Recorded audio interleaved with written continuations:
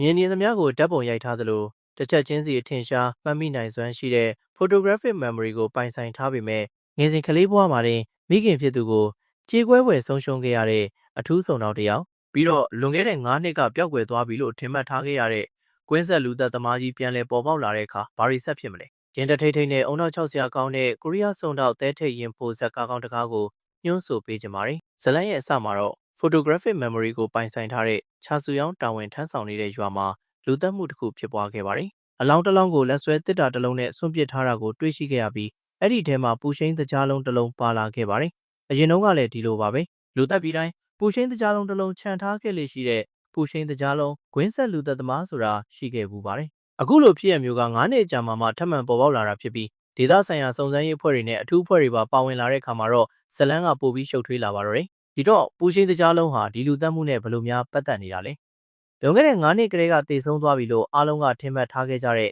ဂွင်းဆက်လူသက်သမားဟာတကယ်ပဲမတည်သေးတာလား။ဒါမှမဟုတ်သူ့ရဲ့လက်ရာကိုအတုခိုးပြီးလိုက်တက်နေတဲ့လူသက်သမားအသစ်တစ်ယောက်များဖြစ်နေမလားဆိုတဲ့ပဟေလီများစွာကိုဇလန်းနဲ့အတူစီမျောရင်းရင်ခုန်ခန်းစားရမယ့်ဇာတ်ကားကောင်းတစ်ကားပဲဖြစ်ပါတယ်။ဒီဇာတ်ကားမှာတော့စိတ်ဝင်စားစရာကောင်းတဲ့ရဇက်အိမ်ခိုင်မာမှုတွေနဲ့အတူအဓိကတရုပ်ဆောင်တွေရဲ့ကြားရဇက်ကောင်ကိုပြည်ပြင်းစွာအသက်သွင်းထားမှုတွေကပရိသတ်တွေကိုဇလန်းနဲ့အတူတစ်ဆက်မှအာယုံမလွတ်တမ်းစီမျောသွားစေနိုင်မှာအသေးချပါပဲ။ကဲပူရှင်းတကြားလုံးပဟေလီရဲ့နောက်ွယ်ကအမှန်တရားကိုကိုယ်တိုင်လိုက်လံဖော်ထုတ်ရင်းရင်ခုန်ခြင်းနဲ့ဆိုရင်တော့ဒီဗီဒီယိုရဲ့ description မှာပေးထားတဲ့ Telegram link ကနေတဆင့်ဝင်ရောက်ပြီးဇာတ်ကားကိုအလွယ်တကူကြည့်ရှုနိုင်ပါပြီ